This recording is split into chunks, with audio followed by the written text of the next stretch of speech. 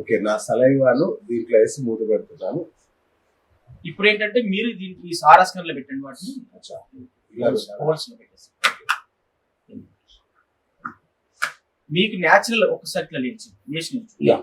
ఇప్పుడు శ్రీనివాస్ గారికి ఉన్నటువంటి ఆరా శక్తి ఎంత ఉంది అనేటటువంటిది Yes. వారి సెలైవా శాంపుల్ ఇలా పెట్టారు. ఇప్పుడు ఎన్ని మీటర్ల ఆరా ఉందని చెక్ చేస్తున్నాను. ఇప్పుడు ఇక్కడ నుంచి స్టార్ట్ చేశారనుకోండి, ఎక్కడ ఓపెన్ అవుతుందో అక్కడి వరకు వారి ఆరా ఉన్నట్లు. ఓకే, బ్యాక్ వెళ్తే క్లోజ్ అయిపోతుంది ఆరా స్కాన్, మళ్ళీ స్పేస్ స్పాట్ కి వస్తే ఓపెన్ అవుతుంది, ముందుకు వస్తే ఓపెన్ క్లోజ్ అయిపోతుంది. ఓకే, అంటే వాళ్ళకి ఉన్నటువంటి ఆరా ఇంతవరకు ఈ ప్లేస్ మనం గుర్తుపెట్టుకోవాలి. ఉండండి, నేను వస్తా ముందుకి. మీరు ముందుకు వస్తే క్లోజ్ అయిపోతుంది. ఓకే, మళ్ళీ స్పాట్ కి వెళ్తే ఓపెన్.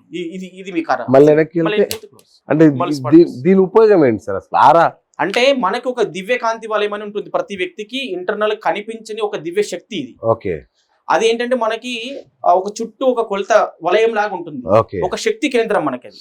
ఓకే. ఇప్పుడు ఒక ఉదాహరణకి ఒక బల్బు వెలిగించాం అనుకోండి, చిన్న 0 బల్బు వెలిగిస్తే దాని వెళ్తురు లిమిటెడ్ ఏరియాకి ఫోకస్ అవుతుంది. అవును.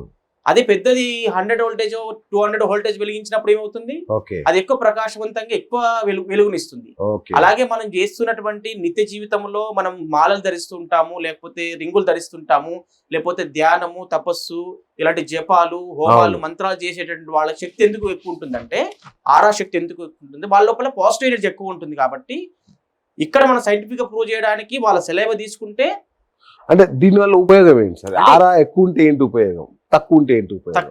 తక్కువ ఉండడం వల్ల ఏంటంటే వాళ్ళ జీవితంలో సక్సెస్ అనేది ఉండదు. అచ్చా, డిస్టర్బెన్స్, ఆ పనిలో ఆటంకాలు అవ్వడము, పనులు అనుకున్న పనులు కాకపోవడము, ఇట్లా రకరకాల డిస్టర్బెన్స్ లు వాళ్ళ గ్రహస్థితులను బట్టి రకరకాల ఇబ్బందులు జరుగుతుంటాయి.